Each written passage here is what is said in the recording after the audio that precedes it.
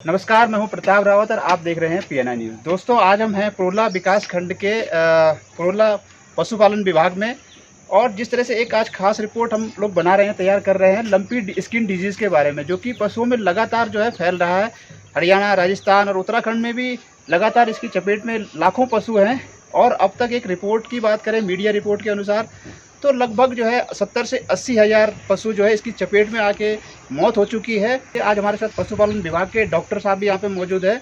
उनसे पूछेंगे कि आखिर क्या वजह है, क्या कारण है जिसके चलते ये रोग फैल रहा है और एक संदेश भी देंगे पशुपालकों को, जो भी लोग पशुपालन करते हैं उनको एक संदेश भी पहुँचाएँगे कि किस तरह से लोग जो अपने पशुओं की है किस तरह से सुरक्षा कर सकते हैं, किन कारणों से ये फैलता है और क्या क्या सावधानी बरतनी चाहिए जिसके चलते अपने पशुओं को सुरक्षित रखा जाए। तो डॉक्टर साहब से बात करेंगे। डॉक्टर साहब नमस्कार। जी नमस्कार। सर, क्या कारण है कि किन वजहों से खासकर ये फैल रहा है? देखिए, ये जो लंपी स्किन डिजीज वायरस है जो कई दिन से प्रकोप बना हुआ है, ये विगत 2 माह पूर्व राजस्थान में था, फिर वहाँ से हरियाणा, दिल्ली और ये उत्तराखंड के बॉर्डर में हरिद्वार में भी अभी 1.5 महीने तक ये बीमारी थी।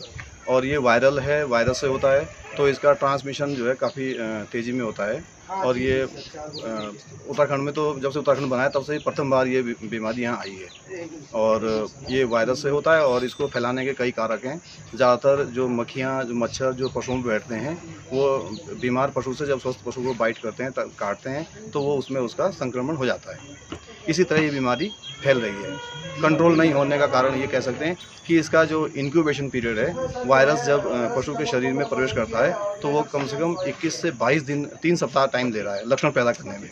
इसीलिए ये इस पर नियंत्रण नहीं कर पा रहे हैं। तो जिस तरह से हमने देखा है, यहाँ पे उत्तराखंड में दूर दराज के क्षेत्र हैं, दूर दराज के लोग हैं जो पशुपालन करते हैं, जिन लोगों को जानकारी नहीं है कि किस कारणों से फैल रहा है, क्या क्या सावधानियां बरतनी चाहिए, तो हमारे पशुपालन भाइयों को आप क्या संदेश देना चाहोगे कि किस तरह से वो अपने पशुओं को सुरक्षित रख सकें? मैं सभी पशुपालकों से ये निवेदन करूँगा कि वो अपने पशुओं को खुले में न छोड़ें। ज़्यादातर यहाँ रिवाज ऐसा है कि वो सुबह खोल देते हैं और शाम को घर लाते हैं, या कुछ पशु खुले हुए ही हैं, आजकल उनके घर आ रहे हैं। तो ये वायरस कई जगह फैल गया है, तो इससे फैलने की संभावना अधिक हो रही है। तो मेरा सभी से ये निवेदन है कि वो अपने स्वस्थ पशुओं को भी चुगान के लिए ना छोड़ें और जो बीमार है, जिनको लक्षण आ रखे हैं, उनका भी मूवमेंट ना करें। साथ में अपने गौशालाओं के 4 दीवारी में या दरवाजे पे चूना, ब्लीचिंग, फिनाइल या धुएं का इस्तेमाल करें, ताकि वहाँ मक्खियों की, मच्छरों की संख्या को नियंत्रित किया जा सके। अगर हम ये कर पाए तो इस बीमारी को हम आगे और रोकने में सफल हो पाएंगे। तो जो अभी तक टीकाकरण किया जा रहा है गायों में, बैलों में या बछड़ों में टीकाकरण, वो कितना कारगर साबित है इसमें? देखिए, अभी मैंने जैसे आपको बताया कि इसका इंक्यूबेशन पीरियड बहुत लंबा है। अगर हम आज किसी पशु को टीका लगाते हैं बचाव के लिए, तो उसका असर भी कम से कम 21 दिन बाद होता है।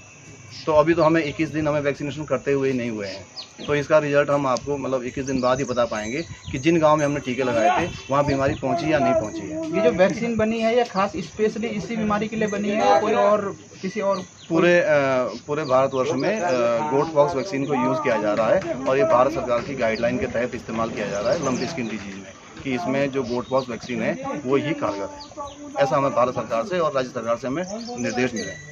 तमाम जो यहाँ पे उत्तराखंड में देखेंगे दूर दराज के क्षेत्र हैं, कहीं पैदल भी जाना पड़ता है, तो क्या कुछ इनिशिएट लिया जा रहा है आपके विभाग के द्वारा, पशुपालन विभाग के द्वारा? मैं अपने जनपद की बात कर सकता हूँ। हमारे जनपद मुख्यालय से इस यमुना घाटी के लिए फील्ड कर्मचारी तैनात किए गए थे।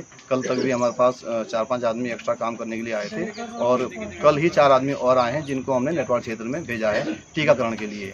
और अगर पशु बीमार भी है तो उसके उपचार के लिए भी, और उनके लिए अलग से दवाइयों का इंतजाम भी लगातार किया जा रहा है। चलिए, बहुत बहुत धन्यवाद। तो जैसा कि डॉक्टर साहब ने बताया है कि खासकर ये मक्खी, मच्छर और ततैया के काटने से ये रोग फैलता है, तो मेरा सभी जो पशुपालन करते हैं, पशुपालक भाई हैं देश प्रदेश के या अपने क्षेत्र के, उनसे एक निवेदन करना चाहूँगा कि इस चीज़ को खासकर विशेष ध्यान रखें, मच्छरों से, मक्खियों से अपने पशुओं को सुरक्षित रखें और जो भी डॉक्टर साहब ने सावधानियाँ बताई है उनको विशेषकर ध्यान रखें।